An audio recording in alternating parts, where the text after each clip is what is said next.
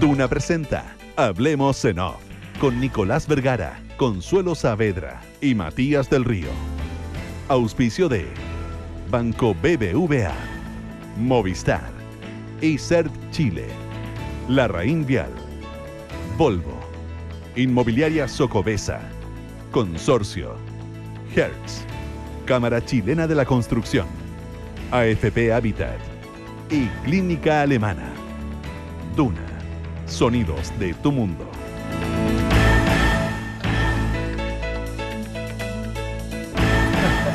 Ocho de la mañana con 3 minutos, hablamos en off en Radio Duna en este día lunes 16 de abril con Matías del Río y Consuelo Saavedra. Muy buenos días, Consuelo. Es bueno esto, sí, son papitas topinambur para streaming. Las que están encima de Matías me trajo un regalo, gracias amigo. Sí, te lo trajo por gentileza en Chile, los privilegiados de siempre.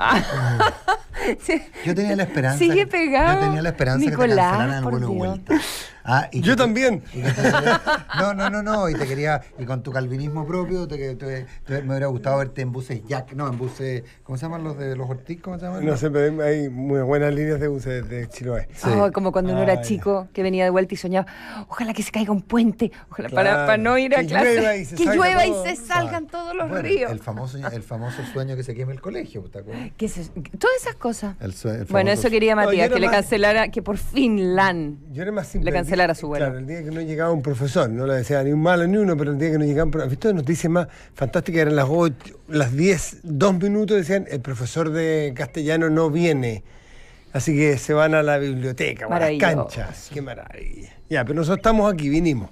Casi no venimos, sí, porque los tacos están bravos. Están bravos, parece que hay un lío en la costanera, en la costanera norte, parece que hay 2 autos en pana. La Concepción, toda esa zona. Entre la Concepción y entonces eso está generando un desvío de tránsito. A mí también, a una hora que me demoro 2 minutos en llegar desde digamos, recorrer la avenida Santa María hasta los Conquistadores, me demoré 8 o 10. Así que eso, en fin, así es la historia. Aquí estamos. Oye, a propósito de tránsito y de circulación, el diario La Tercera hoy día trae una serie de cifras y datos muy interesantes sobre accidentes del tránsito y cifras de mortalidad. Hay un dato, una consideración previa respecto a tener cuidado con los análisis sobre accidentes del tránsito, sobre todo en el caso de Chile, a partir de que tenemos que tener cuidado con mirarlo en número absoluto. Hay que verlo respecto a la tasa, es decir, cantidad de accidentes por cada X auto o por cada X habitante. Porque, sin duda, el aumento del parque vehicular en Chile hay quienes dicen que son 5, otros dicen que son 6, pero hay más de 5 millones, hay alrededor de 5 millones de autos. ¿En Santiago? En Chile. En Chile. En Chile. ¿No, en Santiago creo que son 2 millones? No sé. No sé, pero bueno, a lo mismo, no tengo. Lo que vi el otro día es el crecimiento. Que o sea, mira, el año 77 en Chile había un parque de 400.000 autos, creo, una cosa por el estilo. O sea, es una cosa impresionante y que tiene que ver con el crecimiento del per cápita. ¿Usted se puede imaginar lo que sería hoy si siguiéramos discutiendo si era adecuado o no una costanera norte, como se llame, una carretera interurbana? Una carretera interurbana pagada, concesionada, que fue duda mucho tiempo. Mucho tiempo, ¿no? No solo el trazado, sino que la conveniencia, y ¿en qué estaríamos? Bueno, a lo mejor no tendríamos tantos autos. Hay quienes sostienen que no, o sea, la gente tendría autos que no las podría usar, entonces, que sabría, sí, pero sería un desastre. Mira, a título muy anecdótico, el otro día había un accidente, un atropello, entiendo, con consecuencias fatales, en el puente de la Escuela Militar, digamos, en Vespucio y Apoquindo. Y eso generó un taco en Santiago, pero de unas proporciones magníficas, hasta como las 11 de la mañana. Yo me fui a la radio a Vitacura y tenía que irme a una reunión en el estadio, cerca del Estadio Español. Y Waze nos mandaba que nos veníamos por Pedro de Valdivia. Es decir, era una vuelta brutal. Yo, recordando mis viejos tiempos... Caminata. No, eso habría sido lo más razonable. Sí. Pero no tomamos la decisión correcta y nos dimos una vuelta en que tomamos Francisco Aguirre, Lo Arcaya, Luis Pasteur, etcétera, Jerónimo Alderete, y dimos la vuelta completa por atrás. Esto lo estoy haciendo para molestar a Del Río exclusivamente. Bueno, te decían que comuna es todo eso. Todo eso, no, pasa por solo 2 comunas. ¿Hay más? Las Condes de Vitacura. La descripción de Nico. Ya, bueno, no, pero lo que te digo es que nos demoramos desde Vitacura hasta el Estadio Español en Las Condes, es decir, cerca de la escuela militar, cerca del mismo lugar donde había ocurrido el accidente, nos demoramos 40 minutos. Pero no estuvimos nunca detenidos. Y nos dimos una vuelta que la persona que iba conmigo me decía, pero que argentino, me decía, pero ¿y cómo se te ocurrió esto? Bueno, cuando en la época en que no había autopista urbana en Santiago, el conejeo esos eran los caminos que uno usaba. O sea, no usé ningún camino distinto del que habría usado en aquel entonces. Y ¿tú te acuerdas? Ustedes tienen que acordarse cuando uno se iba al aeropuerto 4 horas antes. Alguien me dijo eso el otro día. ¿Era tanto 4 horas? Que no se viajaba tanto tampoco. Entonces fue una época que me tocó. Era por Pajarito. Fue una época que me tocó viajar harto. No, inclusive también había también se podía ir uno por atrás, digamos. Por la pirámide, que era una pirámide distinta. De hecho, en alguna época había un pedazo de tierra, digamos. Tierra. Había un pedazo de tierra. Yo me acuerdo como 2 horas antes del aeropuerto, porque bajar por la Alameda era imposible. Y eso sí que cambió con la Alameda. O sea, la segregación de las calles, las pistas exclusivas para las micro, eso hizo que la Alameda se convierta en una calle que uno puede que fluye. Usar habitualmente. Pero mi punto era otro, mi punto era a propósito del artículo de la tercera, que hablaba de esta discusión en el Senado sobre la disminución de 60 a 50 km por hora de la velocidad urbana como una forma de disminuir los accidentes. Yo creo que se puede discutir sobre la velocidad urbana, yo creo que más bien habría que mirarlo desde una perspectiva en que no se puede establecer una velocidad estándar, porque hay lugares en Santiago en que inclusive 50 km por hora es una brutalidad, que no deberían darse más de 20 o 30, pero hay otros en que andar a 50 km por hora lo único que hacer es ralentizar la ciudad. Yo creo que establecer mayores atribuciones. Pero el punto de fondo ahí es otro. El punto es que esta cosa, un proyecto originalmente una iniciativa de Juan Pablo Letelier, que plantea bajar de 60 a 50 km por hora la velocidad máxima de ciudad. Yo me imagino que el senador Letelier tiene datos, yo no los he visto, que planteen qué cantidad de accidentes se producen entre 50 y 60 kilómetros por hora. Porque lo que en el fondo probablemente sería más razonable es penalizar aún más el exceso de velocidad, más que preocuparse de disminuir la velocidad y establecer, eso sí, variables para que la velocidad en algunos lugares pueda ser mucho menos que eso. 8 de la mañana con 9 minutos.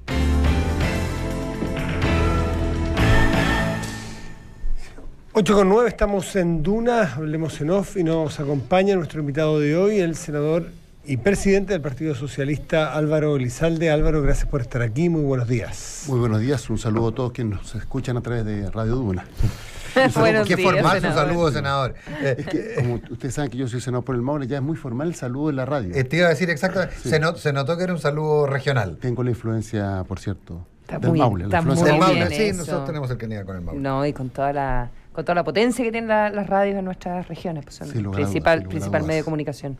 Potencia que no estaría teniendo la nueva mayoría, según todos los análisis que uno escucha, todos los columnistas que hoy día uno tiene, o sea, puede leer a 20 columnistas por fin de semana, y todos los que se referían al tema político, naturalmente, tienen, parece que un consenso, que me gustaría saber cuál es su opinión, senador, que la nueva mayoría es... No lo dicen como bolsa de gatos, pero es lo que se entiende, que es una cosa que es imposible que se junten, que no hay coherencia absoluta en nada, que no hay quien encabece, no hay quien lidere, que no han podido convertirse, y que eso de alguna manera le facilita el camino, en alguna manera, al gobierno, porque a los gobiernos también les gusta tener una oposición ordenada, y aquí no lo logra. ¿Usted siente desde adentro, dirigiendo uno de los partidos principales, que no han logrado sentarse a una mesa ni tener una mirada más o menos única?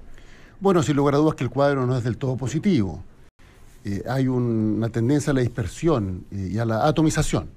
No obstante, creo que ha pasado muy poco tiempo desde que se realizara la elección presidencial y asumiera el nuevo gobierno. Por tanto, no es posible sacar conclusiones definitivas respecto de lo que viene para el futuro.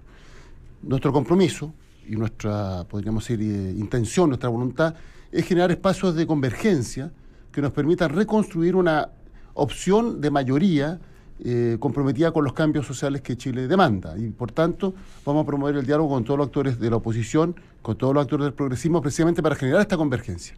Ahora, de todas maneras, hay ciertas señales que los medios quizás no destacan, pero que me gustaría mencionar. ¿Cómo vale? Primero, la elección de los presidentes de las cámaras, que da cuenta de la posibilidad de ponernos de acuerdo, cuando los mismos medios de comunicación señalaban que era muy difícil, que iba a haber problemas. Pues tuvimos la capacidad de ponernos de acuerdo para que efectivamente la presidencia de las cámaras, ambas, quedaran encabezadas por representantes de lo que es la oposición. Y en segundo lugar, hay tareas de coordinación que se mantienen. El día martes un almuerzo de todos los senadores de oposición, donde ahí coordinamos obviamente las iniciativas, y también la reunión de los lunes que se mantiene entre los presidentes de partido. ¿No es suficiente? No es suficiente. No, pues un almuerzo. Falta mucho. Y por tanto, el desafío aquí es cómo efectivamente dejamos de lado el sectarismo, actuamos con sentido unitario y generamos espacios de convergencia para trabajar todos juntos. Senador, parece ser una de las mayores divergencias en este momento, si uno colabora o no colabora con el gobierno de Sebastián Piñera, si participa o no participa en las instancias, en las comisiones, en los grupos de trabajo que ha estado promoviendo el gobierno. Y el Partido Socialista se ha restado de estos grupos. Quisiera conocer su análisis sobre ese punto que parece estar empujando las cosas para uno u otro lado en la oposición. A ver, en primer lugar, nosotros tenemos toda voluntad de diálogo para generar acuerdos que sean positivos para el país. Nos parece que es de la esencia de la democracia conversar entre quienes pensamos distinto.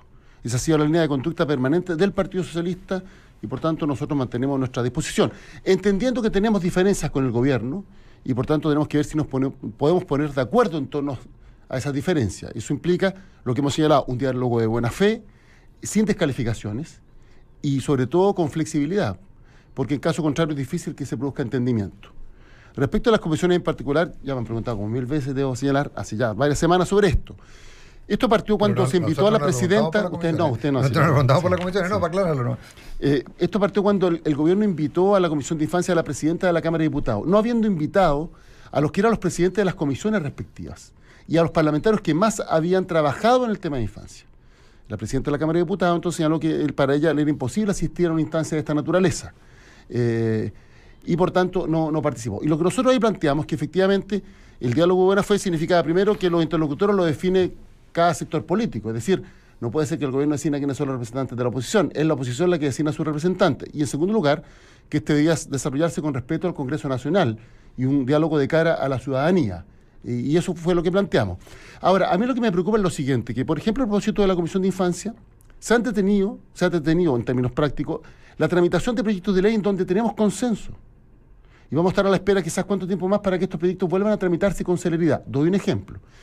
El proyecto que separa al Sename en un servicio a cargo de la protección de los niños vulnerables, por un lado, y otro servicio a cargo de la reinserción de los jóvenes infractores de ley. Bueno, este segundo proyecto fue aprobado en general por el Senado con los votos de quienes hoy son ministros de Estado del presidente Sebastián Piñera y que en ese entonces eran senadores, hasta hace poco tiempo atrás.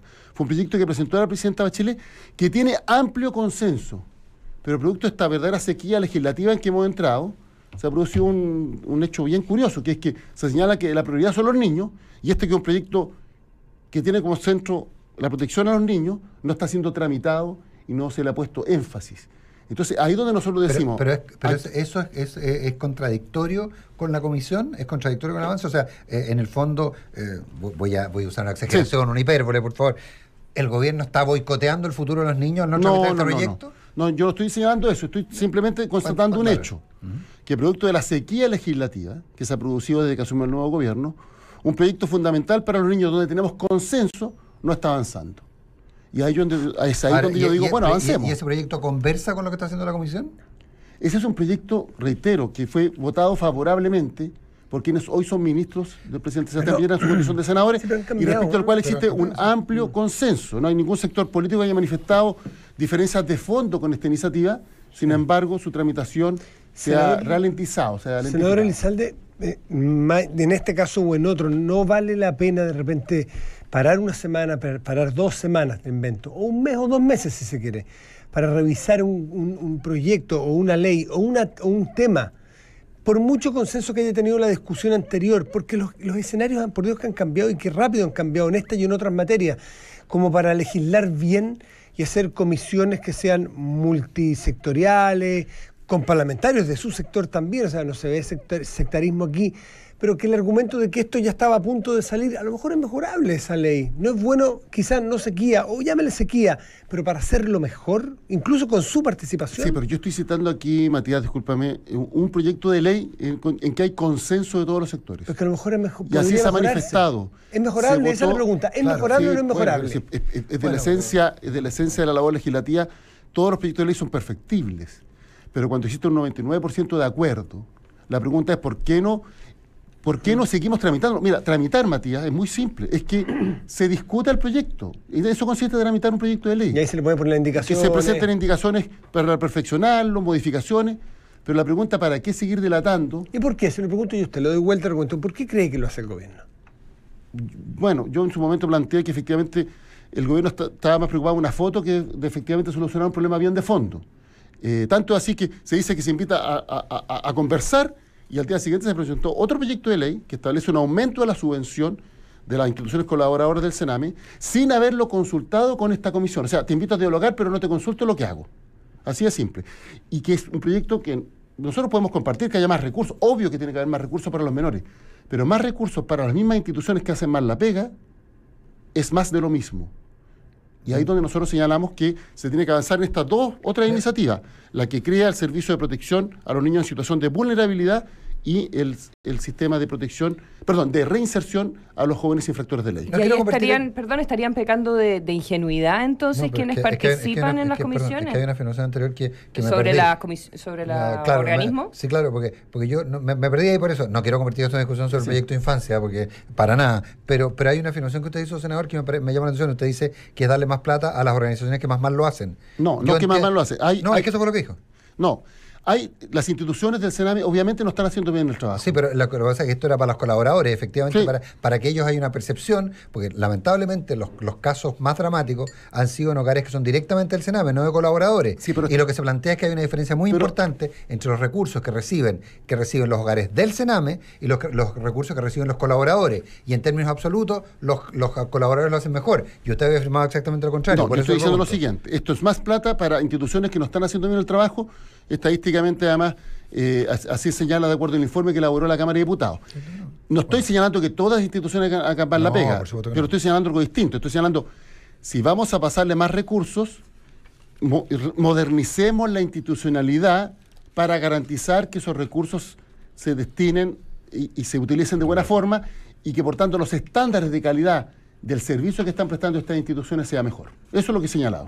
Te interrumpí, solo. Bueno, y además el Sename, estaba leyendo ahora, tiene solo 11 centros de administración directa, digamos, propiamente del Estado, y son 250 de organismos colaboradores. Entonces, es probable que haya más casos que sucedan en organismos colaboradores por una cuestión de número. Pero entiendo que no es el caso. Pero lo mismo, proporcional. En términos estadísticos, sí. Claro, pero es proporcional. No obstante, los 250 versus 11. Lo que yo digo otra cosa, discutamos la institucionalidad, porque se va en otro proyecto de ley que se está discutiendo en la Cámara de Diputados, para garantizar que el servicio que prestan todas estas instituciones sea de calidad. Hay instituciones buenas y hay instituciones malas. Bueno, ¿cómo garantizamos que todas otorguen prestaciones de calidad y, por tanto, que efectivamente la infancia sea el centro del trabajo que realizan todas estas instituciones? Pero lo que plantea el senador Elizalde, presidente del Partido Socialista, con quien estamos conversando en Duna, es que en estas comisiones que ha armado el gobierno finalmente no se discuten las cosas porque presentan los proyectos igual sin pasar por ahí.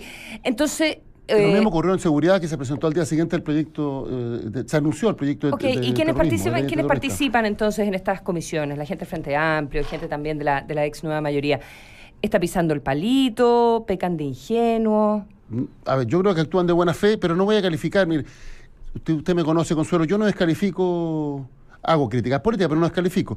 Actúan de buena fe. Nuestra crítica es a la metodología que ha utilizado el gobierno, pero en absoluto descalificar. Además, son aquellos con los cuales nosotros nos queremos poner de acuerdo para construir una alternativa. Así que siempre va a ser muy constructivo en esa materia. No le quepa duda. Yo entiendo, pero el Partido Socialista aparece solo en la posición de no participar en nada, y hay muchísimos personeros que dicen, ¿sabe qué?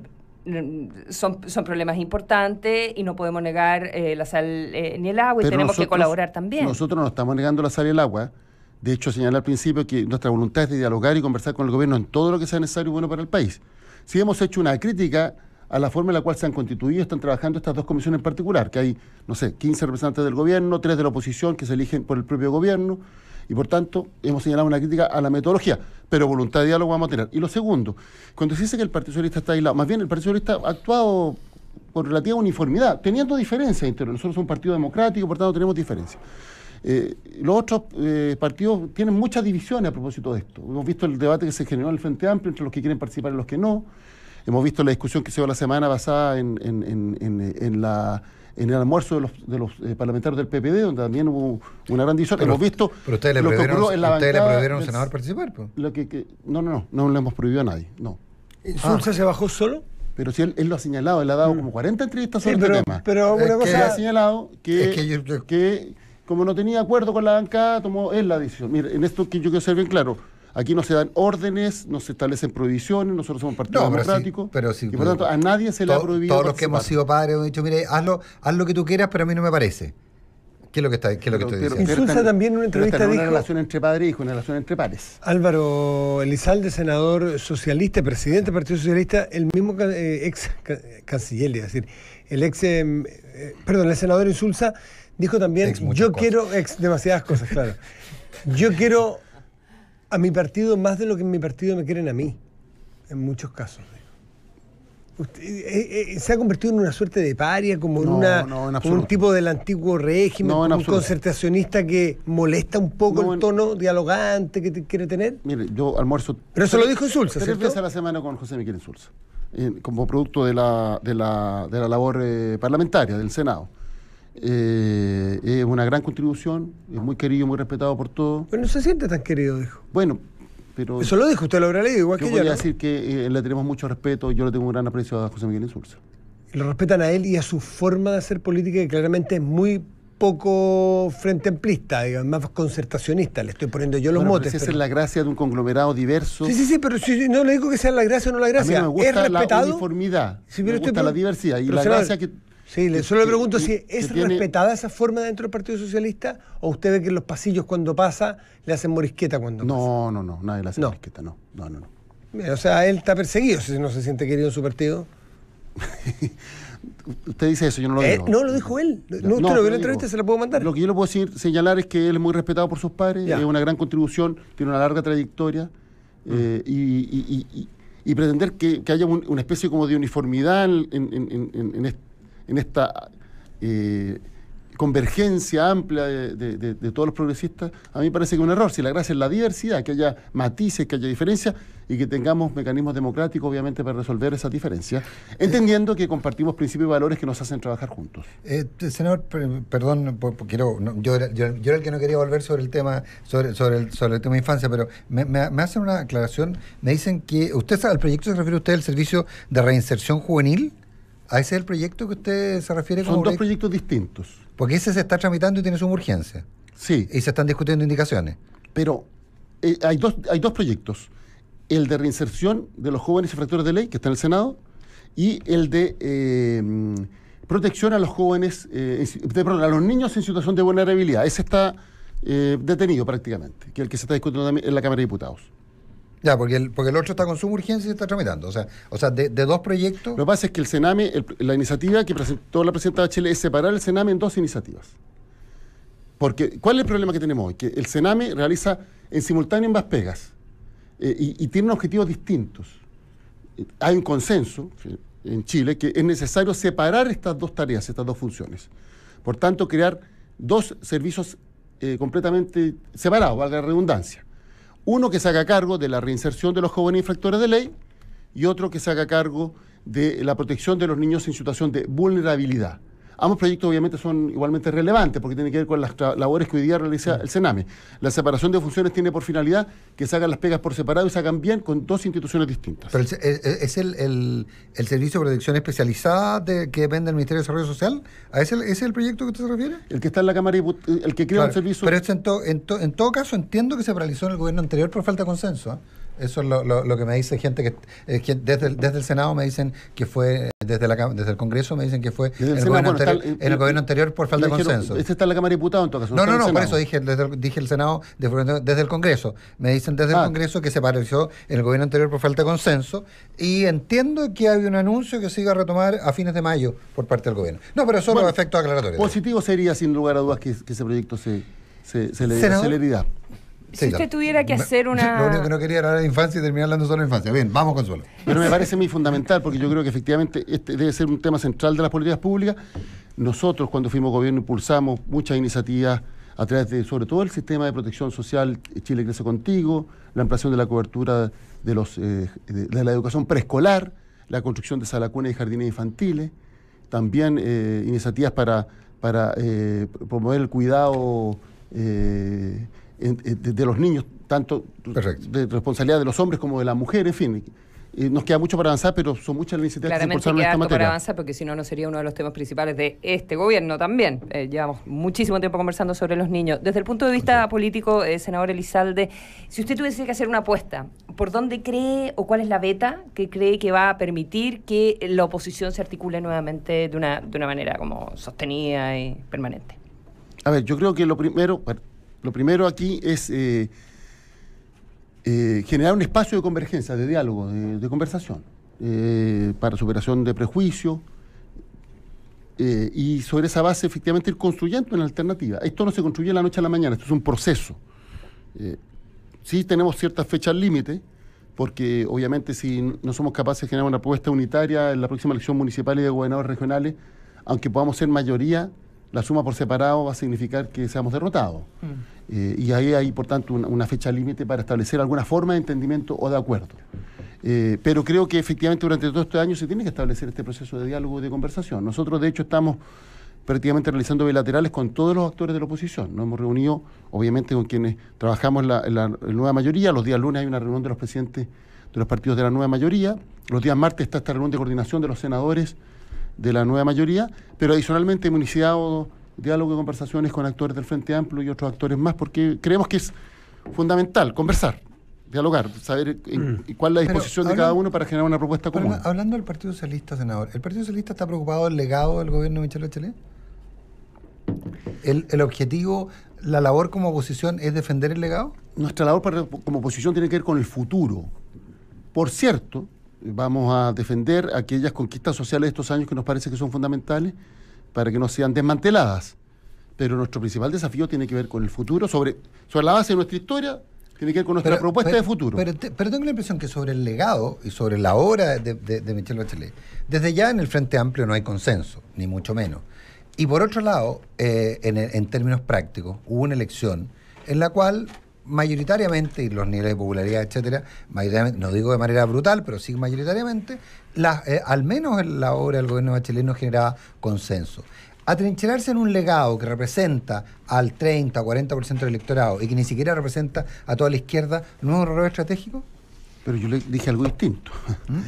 Y le dije que nuestro principal desafío tiene que ver con el futuro. Cuestión distinta es que si alguien quiere desmantelar la gratuidad, obviamente que nosotros nos vamos a oponer.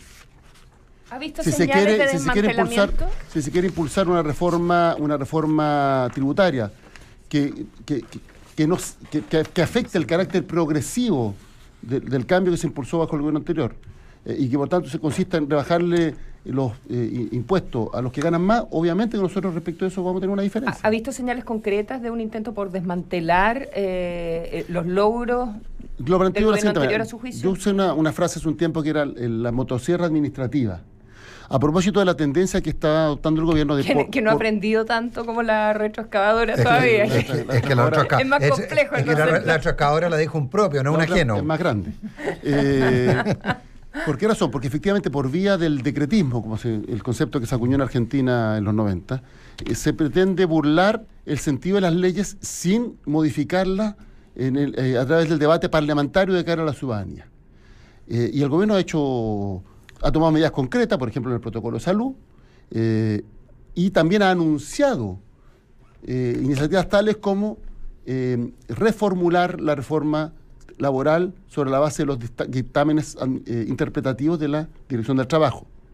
Incluso hay quienes le han pedido al gobierno que modifique la reforma educacional a través de todo lo que es la reglamentación y particularmente los decretos respectivos. Entonces, es ahí donde nosotros decimos, bueno, tal vez se ha escondido una verdadera voluntad de ir al Parlamento y decir, mire, estas leyes no las comparto, discutámoslas, y que eso es propio de la democracia y es legítimo. No me gusta una ley, voy y la discuto en el Parlamento. Y por una vía indirecta, a nuestro entender además, atentando contra el principio de jerarquía normativo, se pretende modificar leyes a través de decretos. Y eso obviamente no compartimos. Pero la facultad de la Dirección del Trabajo de interpretar ha existido siempre y se ha utilizado.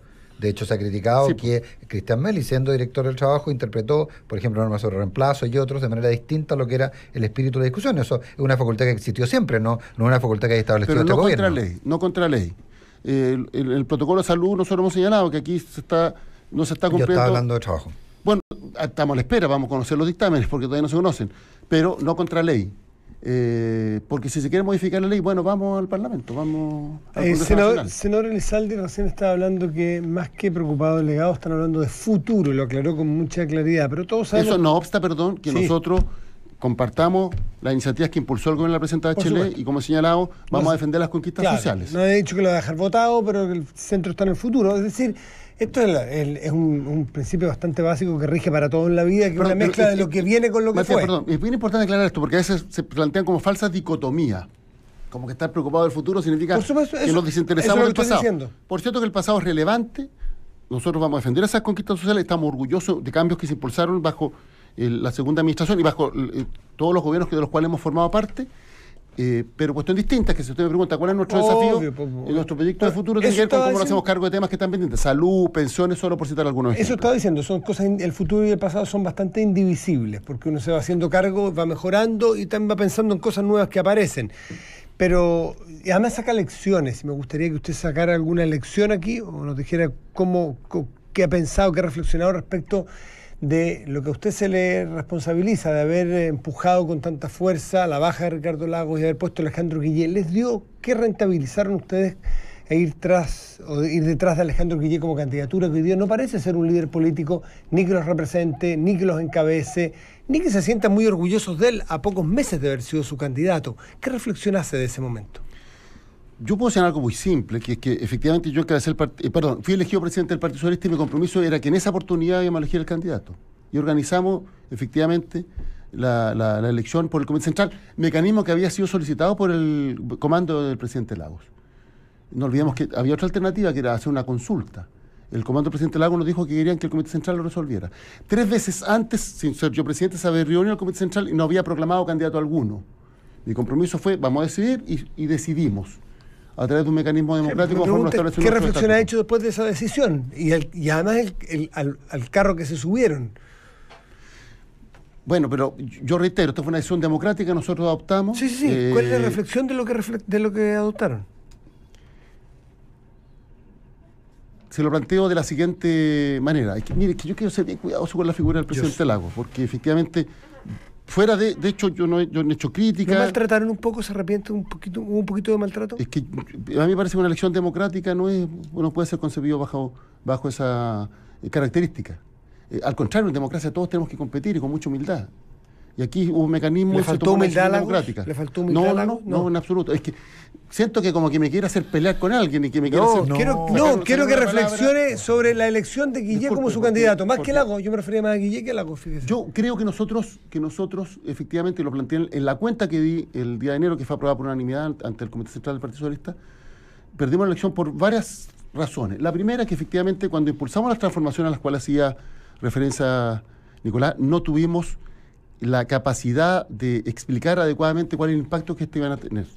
Y efectivamente se generaron temores infundados en sector importante de la sociedad que eran beneficiados de estas políticas.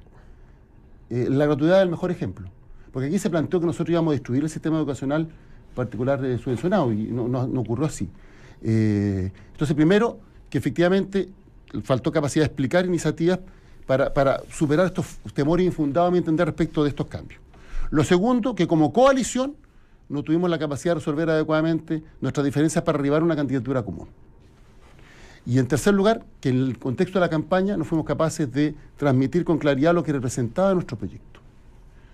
Hay otras razones más por las cuales uno podría explicar el resultado electoral, pero creo que estas son las 3 principales razones. Esa es la derrota, le pregunté por Guillé, y que en tan poco tiempo... Por lo mismo, le planteo. Están a tanta distancia de él. El tercer punto que yo planteé fue la poca capacidad que tuvimos de plantear lo que representaba nuestra alternativa, la idea de fuerza que representaba nuestra alternativa, cuál era la identidad fundamental de lo que representaba nuestra opción presidencial.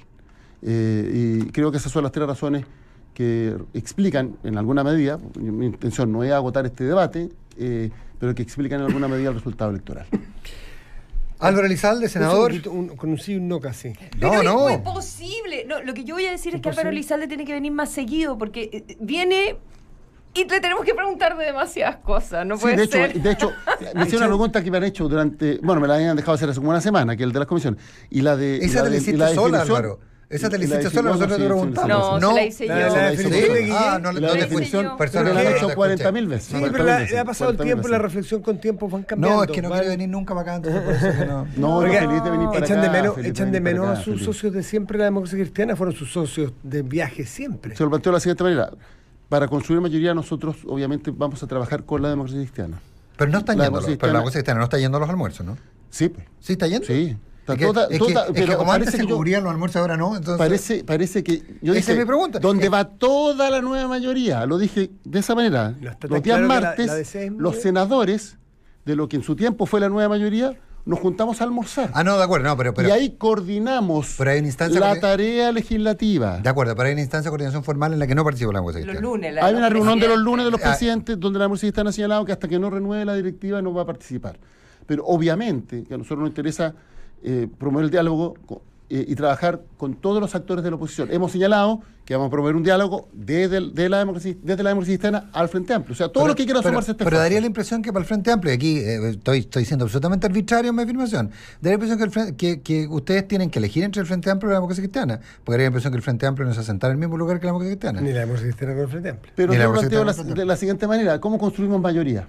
No, pero es que usted va a tener que decidir. Por tanto, uno no puede construir una alternativa mayoría a través del sectarismo. Uno tiene que, obviamente, invitar a todos los actores que tengan disposición. ¿O sea, el Frente Amplio sectario? No. Ay, pero ¿por qué quiere que yo descalifique a alguien? Además que se tiene que ir. Se tiene que ir. Estamos 10 minutos ¿Por qué quieres que yo descalifique a alguien? No sé, pero es que... No es mi estilo. Es que cuando se dice no se construye desde el sectarismo... No es mi estilo. ¿Nos vamos? Sí. Nos vamos. Álvaro Elizalde, un millón de gracias. Un millón de gracias, senador Elizalde, por haber venido. Gracias, Álvaro. Te salvó la campana. No me ha salvado ninguna campana. Si quieren me quedo media hora más. Gracias, senador. Álvaro Elizalde, un millón de gracias por estar con nosotros. Tú ahí primero el río. Exactamente. ¿Sabías que ahora puedes solicitar un crédito desde tu celular y sin ser cliente? Sí, solo tienes que descargar la app de Banco BBVA, ingresar a BBVA y descubrir si tienes un crédito de consumo preaprobado. ¿Tienes tu celular a mano? Compruébalo hoy. BBVA, creando oportunidades. Cuando olvidas los límites, la vida se disfruta al máximo. The All New Volvo XC40, elegido Car of the Year en Europa. Descubre su diseño escandinavo, tecnología y conectividad sin límites. Cotízalo en volvocars.cl. Volvo Innovation Made by Sweden. ¿Sabías que hay un AFP que es número 1 en rentabilidad en todos los fondos en los últimos 15 años? AFP Habitat ha entregado los mejores resultados en 15 años y en el 2017. Porque tu futuro elige Habitat, consistentemente entregando la mejor rentabilidad para tu pensión. No necesitas saber qué es punto por pulgada para usar la nueva cámara del Samsung Galaxy S9. Los que son Movistar One renuevan cada 12 meses el último smartphone. Diseñado para expertos, accesible para todos. Movistar elige todo. En la DS existe un antes y un después con casa híbrida de Vista a Los Bravos, un proyecto único con casas de 233 a 315 metros cuadrados, en amplios terrenos de hasta 1.110 metros cuadrados. Descubre los nuevos pilotos de casa híbrida, donde los espacios dejaron de ser lo que son. Socobesa, todo es diseño. El programa ProDeporte de Clínica Alemana ofrece un chequeo preventivo a valor preferencial con un 50% de descuento diseñado para evitar lesiones o condiciones médicas que afecten el desempeño deportivo. Válido hasta el 30 de abril. Clínica Alemana, si es tu salud, es la alemana.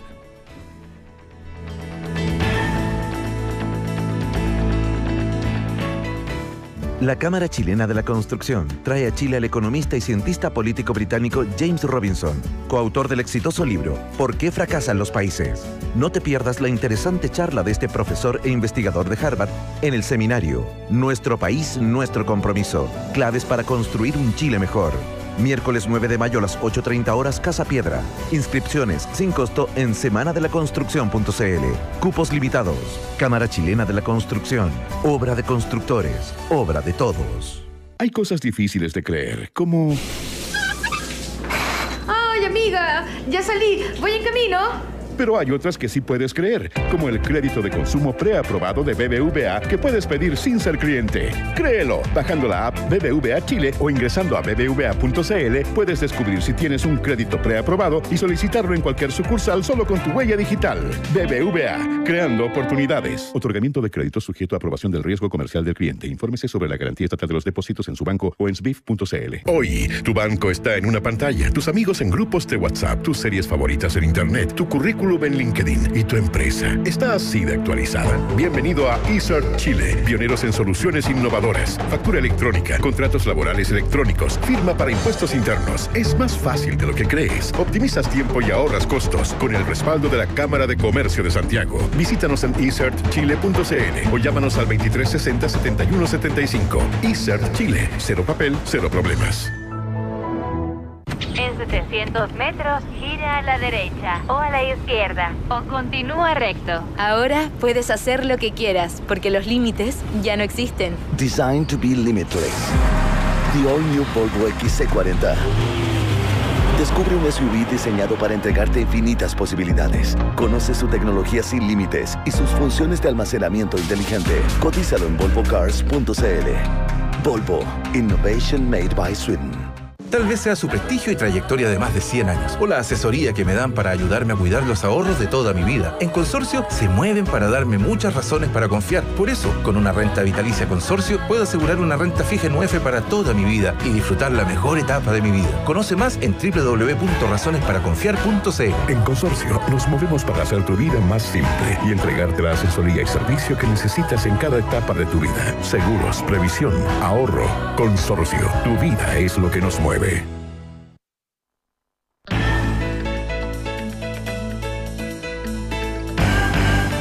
Pensando en digitalizar tu empresa, conoce eCert Chile, firma y facturación electrónica, contratación remota y biometría facial, entre otros servicios para potenciar tu negocio. Contáctalos al 23 60 71 75 o ingresa en www.e-certchile.cl. eCert Chile con el respaldo de la Cámara de Comercio de Santiago. Tener tu app Consorcio es tu tranquilidad cuando manejas, porque con ella puedes pedir asistencia 24/7, seguir al móvil por GPS y hacer el denuncio de tu siniestro, estés donde estés. Descarga hoy la app Consorcio. Si la ciudad progresa, todos progresan. Por eso los constructores de Chile trabajan día a día para seguir aportando al desarrollo del país. Cámara Chilena de Construcción, obra de constructores, obra de todos. Confía tus inversiones en manos de expertos con Cuenta Activa de la Reinvial, un servicio en donde especialistas en inversiones estarán analizando los mercados e invirtiendo para ti. Conoce tu cuenta activa en lareinvial.com.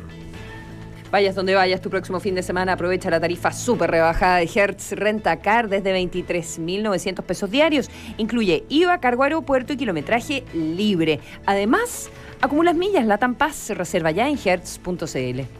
8 de la mañana con 44 minutos. Hubo lamentablemente un atentado en las últimas horas en la Araucanía. Más temprano, en Duna en Punto, Gonzalo Ramírez y Matilde Burgos conversaban con el intendente de la Araucanía, Luis Mayol, y esto nos decía. ¿Usted pensaría en invocar la ley antiterrorista para presentar una querella a nombre del gobierno? Sí, efectivamente. Ahora, si esto no es terrorismo, yo no sé qué es lo que es un acto terrorista, ¿no? Aquí, como le digo, hay premeditación, hay organización, hay fines políticos, hay fines de infundir terror a la población. O sea, están dadas todas las características de un delito terrorista aquí en la Quebrada del Ají. ¿Y eso lo van a hacer durante el día? Lo vamos a hacer lo antes posible. Yo creo que durante el día. Bueno, en este caso se refería Luis Mayol, el intendente de la Araucanía, al ataque que hubo en las últimas horas a 16 vehículos, máquinas, qué sé yo. De todo tipo. Y esto uno lo hace preguntarse, bueno, una vez más, ¿qué es lo que es terrorismo? ¿Qué es lo que no? ¿Y qué siente la justicia? ¿Qué opina la justicia al respecto? Porque el fin de semana conocimos el fallo respecto de Iglesias. ¿Se acuerdan? Las capillas. Del caso Iglesias. ¿Qué más? El caso Iglesias, donde finalmente hay 2 personas a las cuales se le aplica condena, pero el tribunal considera que esto no se trata de delitos terroristas. Y recordemos que el gobierno anterior retira esa tipificación porque había una huelga de hambre en marcha. ¿ya? Y fue toda una de las peleas con el subsecretario del Interior Francisco Alewi, cuando él se toma las vacaciones, todo ese momento es cuando el gobierno decide, bueno, yo no voy por delito terrorista. El juzgado de todas maneras podía pronunciarse, y la fiscalía también, que siguieran pidiendo, pero pierde fuerza. De oficio, ¿verdad? Podía decir. Frente, más allá que recurriera. Más allá de la calificación, o sea, más allá de que el gobierno quitara esa calificación, podía seguir, si es que alguna de las partes consideraba que había terrorismo, podía seguir investigándose en esa línea, pero el fallo al final, la condena, no tiene que ver con causa terrorista. Y ahora tenemos un gobierno que, más allá de que quiere cambiar la ley, está jugándosela por esa opción de entrada, ya, ¿verdad? Así que, bueno, veremos de qué manera se instala eso políticamente y para qué decir si cambia o no en términos de qué apreciación hacen los tribunales sobre este tipo de delitos. Y es un hito porque actúan estos grupos sabiendo que esto es un gobierno que va a tomar de manera distinta. Es decir, estas son, me imagino que los grupos que atentaron, que hacen estos incendios, saben que el contexto del día es distinto. Me imagino que ellos también tendrán son grupos políticos, por lo pronto, de acción política armada, pero de acción política que también tienen deliberaciones, ¿no? Lo hacen, ellos no son ajenos al contexto en el cual están viviendo y cómo se les va a tratar. Por lo tanto, este es un hito re importante de desafío a las nuevas autoridades de la zona. El tema anterior es la lógica de lo que planteaba la Consuelo, la lógica del estándar que se pide para la prueba del delito terrorista lleva a la necesidad de modificar la ley antiterrorista. Oye, estos ataques el fin de semana, la noticia es el ataque a Siria. Bueno, sí, el viernes en la noche, ¿no? A ver si conversamos un poquitito de eso. 8 de la mañana con 48 minutos.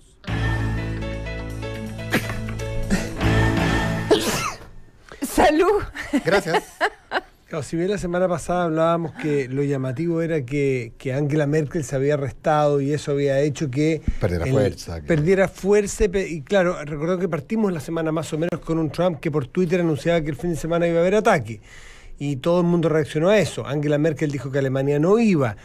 Parecía desinflarse y desde el Pentágono decían que en realidad la cosa no era tan así, le ponían paños fríos, pero viene en la noche, sin decir agua va, como es natural que así sea, porque no sé, estas cosas, lo curioso es que se anuncian, esa era la rareza de Trump, casi con fecha y hora lo había hecho, bueno, Estados Unidos, las fuerzas norteamericanas, pero no solas, atacan Siria. Bueno, a propósito de eso, del contexto de los apoyos internacionales con los que operó el ataque del viernes en la noche, madrugada del sábado en Siria, Macron, el presidente de Francia, dio una entrevista en el día de ayer y afirma que él fue quien convenció a Donald Trump de partida de mantener tropas en Siria por un periodo más largo de tiempo, y también dice que él convenció a Donald Trump de hacer un ataque que fuese limitado a los blancos que tenían que ver con la producción y el almacenamiento de armas químicas en Siria. Dijo que insinuó que el presidente Donald Trump había estado pensando en un ataque más masivo y que habría sido entonces él, que es quirúrgico, Macron, el que se la jugó por una mirada más quirúrgica, exactamente. Dice, también lo persuadimos de la necesidad de limitar, estoy citando lo textual, de limitar los ataques a los sitios donde había armas químicas. Después de que las cosas como que avanzaron un poquitito más de lo que hubiésemos querido a través de los Twitter. ¿Se acuerdan los misiles inteligentes, bellos y nuevos? Bueno, entonces ahí, al parecer, o eso afirma el presidente de Francia, que salió a morigerar y a decir, ya, lo vamos a hacer, pero lo vamos a hacer de una manera más quirúrgica, como dice Matías. Lo interesante es ver cómo reacciona, porque esto es un problema global, cómo reacciona entonces el resto de, por ejemplo, la mesa del Consejo de Seguridad de Naciones Unidas, porque sabemos que, y esto nos recuerda que el ataque de Bush, cuando sin el voto de Chile, en fin, cuando entró a Irak. Este es un ataque sin el consentimiento, sin la anuencia del Consejo de Seguridad de Naciones Unidas, que es el órgano diplomático por excelencia. Es la cumbre diplomática de los países, que los países se han dado en la segunda mitad del siglo XX para poder justamente tener consensos de que la comunidad internacional tiene que actuar en algún lugar del mundo. Aquí se lo saltan, y se lo salta por una razón bien lógica. Porque está Rusia. Exactamente. Sí. Porque está Rusia, Estados Unidos, China, Francia e Inglaterra. y no logra el consenso, no está Rusia. Por lo tanto, sin el Consejo de Seguridad de Naciones Unidas. Pero ¿qué pasa con los países miembros, con otros países influyentes en el mundo? De Alemania, que no está en este Consejo, sabemos que es lo que dijo. Pero Francia actuó. Canadá dio su anuencia también. No sé si actuó con fuerzas militares propias, pero sí Canadá habló en favor de o apoyó de alguna manera. Sí, pero Trudeau, Trudeau y Macron, no sé, claro, es bastante raro. Pero eso.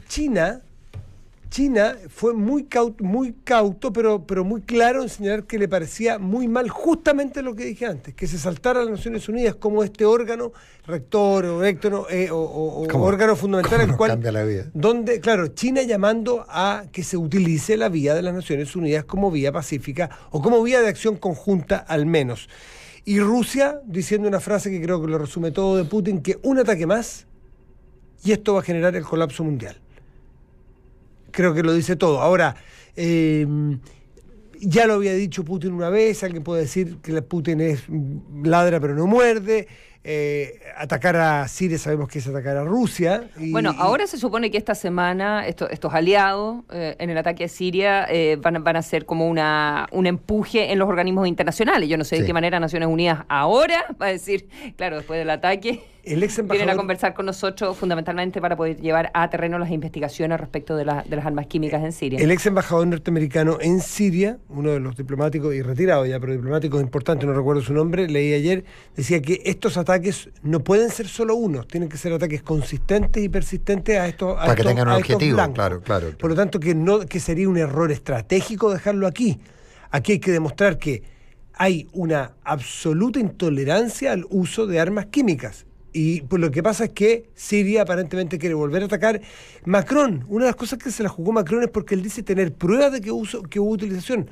Sí. Se le cuestiona a Estados Unidos y a este grupo aliado que atacó Siria, de que hay muchas versiones internacionales del uso de armas químicas, pero que no hay constataciones, no hay evidencias. Macron dice que sí tiene pruebas. Por lo tanto, Macron se ha demostrado muy entusiasta. También debe tener su hachita que afilar en cuanto a liderazgo mundial, a liderazgo político interno, lo que ustedes quieran. Pero esto parece ser que no se va a detener y eso es lo más dramático. Ni por parte de Estados Unidos, ni de parte de Rusia. Siria tiene pocas posibilidades porque está muy golpeado.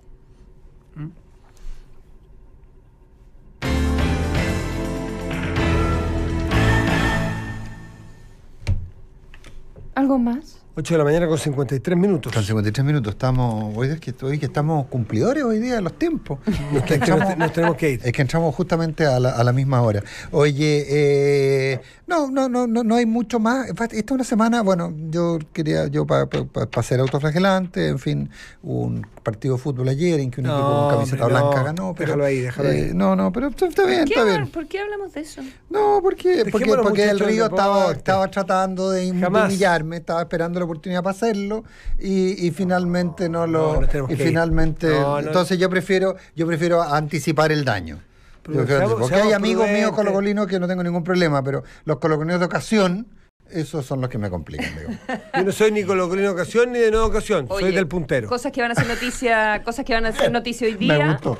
Cosas que van a ser noticia hoy día. Empieza a regir esta medianoche la visa consular para los ciudadanos haitianos que quieran visitar el país. Y conversábamos recién con Nico que de todas maneras todavía van a poder ajustar el estatus si consiguen trabajo acá, porque eso es materia de la ley, no de los decretos que se... Eso es parte de la propuesta ya legal. Están acá, los que ya entraron... No, inclusive pueden entrar. Incluso los que lleguen con la nueva visa podrían ajustar a visa de trabajo si consiguen un trabajo. Mientras no cambie la ley. Mientras existe el nuevo ritmo. Exacto, porque eso sigue siendo parte de la ley, el cambio de ajustar estatus, ¿verdad? Bueno, y también el proyecto de ley que se va a anunciar con el financiamiento para los CFT, para los estudiantes de educación técnica, Centro de Formación Técnica, institutos profesionales. En la entrevista hoy día el ministro de Educación resalta el que solo el 20% del presupuesto del financiamiento de educación superior vaya a la formación técnica, cuando son bastante más de la mitad de los estudiantes de educación superior vienen de los centros de formación técnica. ¿Me prestas el aparatito para yo saber dónde nos lleva a viajar Consuelo? Perdón, Consuelo sabe. La Consuelo no nos lleva a viajar, viaja sola. Bárbara Espejo. ¿Y usted rellena entre medio? No, aquí está. Viaja con quien tenga que viajar. Yo tengo algo para rellenar, pero me voy a alargar, si es que no. No, por ningún motivo. Por ningún motivo no queremos que lo hagan. Valle de la Muerte. ¿Cuántos hay? No sé. ¿Cuál es este? Conozco muchos, pero este es el Valle de la Muerte. Ya viene información privilegiada. De Egipto, supongo. Que tengan un buen día, una muy buena semana. Escuchamos a la Bárbara Buenos días.